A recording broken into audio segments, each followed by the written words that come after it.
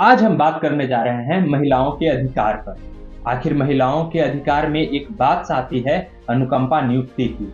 अनुकंपा नियुक्ति क्या है और यह कैसे किया जाता है और यह कब होता है, आज हम उस पर बात करेंगे और इसमें महिलाओं को क्या अधिकार मिले हैं उस पर हम खास कर चर्चा करेंगे।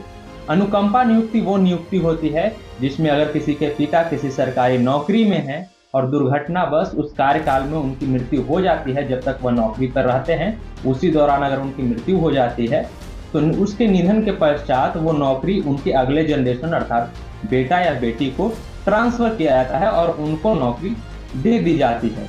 इसी नियुक्ति को हम लोग कहते हैं अनुकंपा नियुक्ति।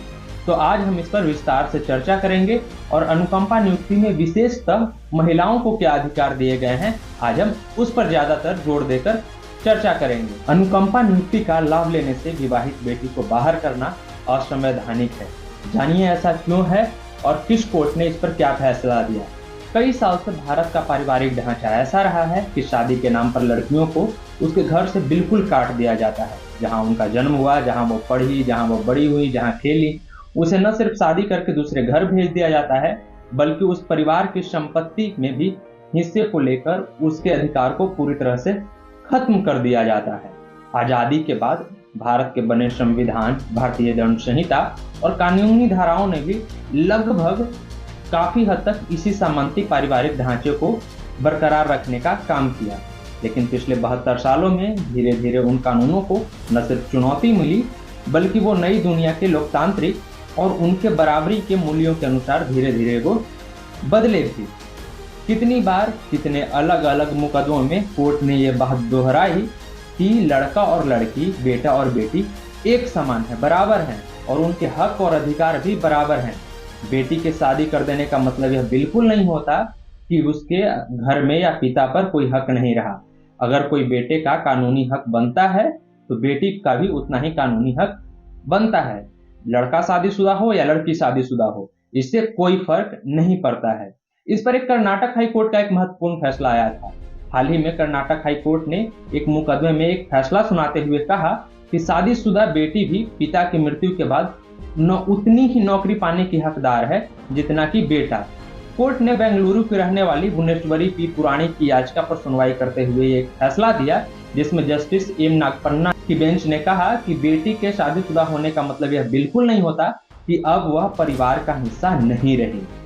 जस्टिस नागपन्ना ने ये बात भी कही कि आधी दुनिया जो है वो पूरी तरह से महिलाओं की आबादी है, तो क्या उन आधी आबादी को मौका नहीं मिलना चाहिए।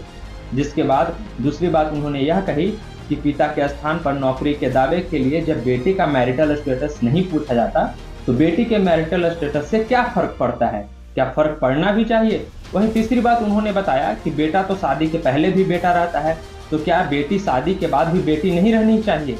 अंततः यह कहा कि ये इस तरह की जो नियम है वो जिस अवधारणा से निकलते हैं वो भारतीय संविधान के आर्टिकल 14 और 15 का कहीं न कहीं उल्लंघन करते हैं। आखिर आर्टिकल 14 और आर्टिकल 15 क्या है। संविधान के आर्टिकल 14 से लेकर आर्टिकल 18 तक देश में सभी नागरिकों को समता यानी समानता का मौलिक अधिकार देने की बात कही गई है। भारतीय संविधान में सभी नागरिकों को बिना किसी भेदभाव के मौलिक अधिकार दिए गए हैं।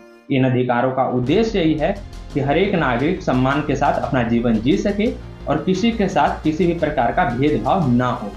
याचिकाकर्ता भुवनेश्वरी वी पुराणिक के पिता अशोक अधिवेप्पा मालदीवार बेलगावी जिले के कुरुचि में कृषि उत्पाद मार्केटिंग समिति के दफ्तर में सचिव थे। 2016 में अचानक से उनकी मृत्यु हो गई और सबसे अहम बात कि वो मृत्यु के समय नौकरी कर रहे थे।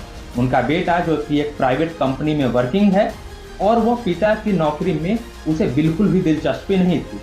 इसीलिए अशोक अधिवेप्पा की बेटी भुवनेश्वरी ने पिता की जगह लेने के लिए आवेदन किया, लेकिन उनका यह आवेदन विभाग के ज्वाइंट डायरेक्टर ने यह कहकर खारिज कर दिया कि वो शादीशुदा हैं। पंजाब और हरियाणा ने भी इसी तरह के नियम में भी हल्के फुल्के बदलाव किए हैं।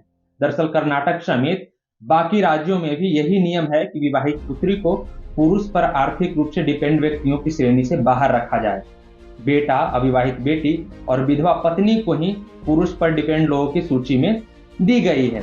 पंजाब और हरियाणा में भी यही नियम था, लेकिन इसी साल जुलाई 2000 में पंजाब और हरियाणा हाई कोर्ट ने इसे लैंगिक समानता का उल्लंघन मानते हुए पंजाब में अनुकंपा के आधार पर नियुक्ति योजना 2002 से विवाहित बेटी को बाहर रखे जाने वाला क्लॉज बिल्कुल हटा दिया है।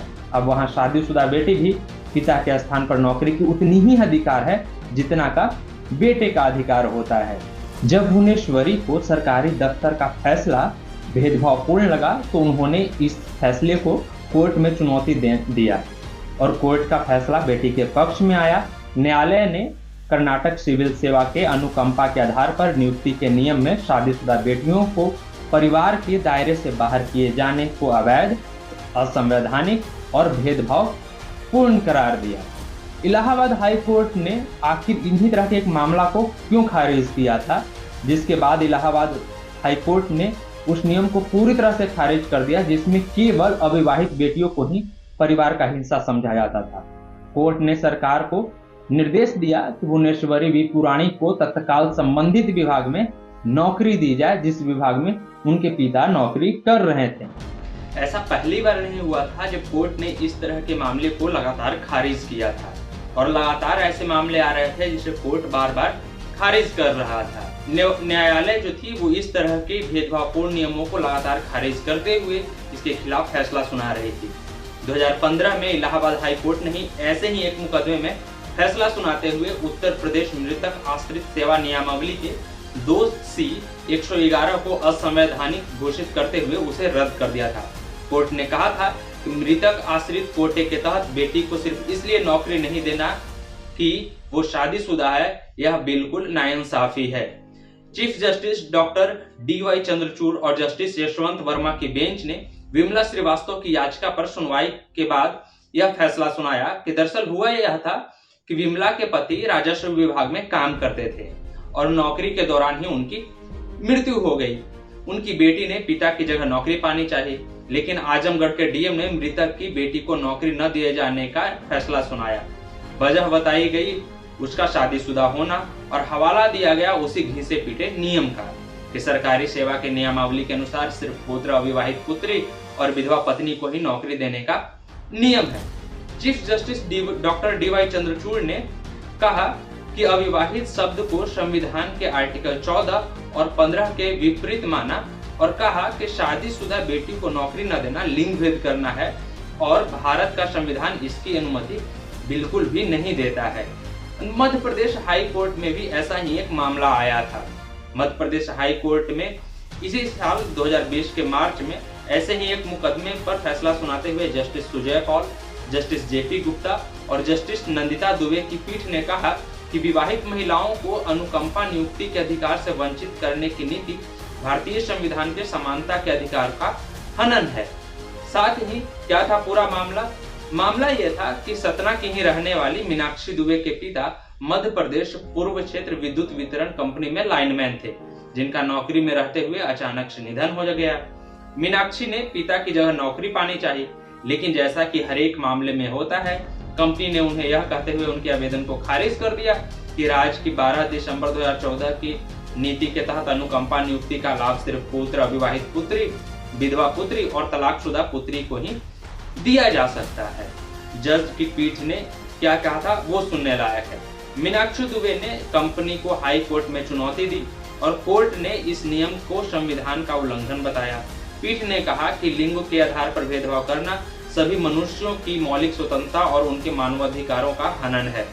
सरकार को चाहिए कि वह महिलाओं के साथ भेदभाव करने वाले कानूनों और नीतियों में लगातार सुधार करे और उसे करने की जरूरत है। मौलिक अधिकार है नौकरी का नहीं देना। बेंच ने कहा कि मृत सरकारी अधिकारी की बेटी को अनुकंपा के आधार पर नौकरी देने के दावे को इसलिए सिर्फ खारिज कर देना कि वह विवाहित है, आर्टिकल 14 और आर्टिकल 15 के तहत मौलिक अधिकारों का हनन होगा। कोर्ट ने विमला श्रीवास्तव वाले मामले को याद करते हुए कहा कि अनुकंपा के आधार पर नियुक्ति के नियमों में परिवार शब्द की परिभाषा से विवाहित बेटियों को बाहर रखना असंवैधानिक है और यह आर्टिकल 14 और 15 का उल्लंघन है। कोर्ट ने जिला शिक्षा विभाग को 2 महीने के भीतर नियुक्ति के लिए मंजूर के दावों पर विचार करने और निर्णय लेने को कहा है। तो कोर्ट ने कई सारे ऐसे फैसले सुनाए जिसमें अनुकंपा नियुक्ति बेटियों के पक्ष में गई और लगातार कोर्ट ने यह कहा कि बेटा और बेटी समान है और अनुकंपा नियुक्ति में भी इनमें कोई भेदभाव नहीं होनी चाहिए।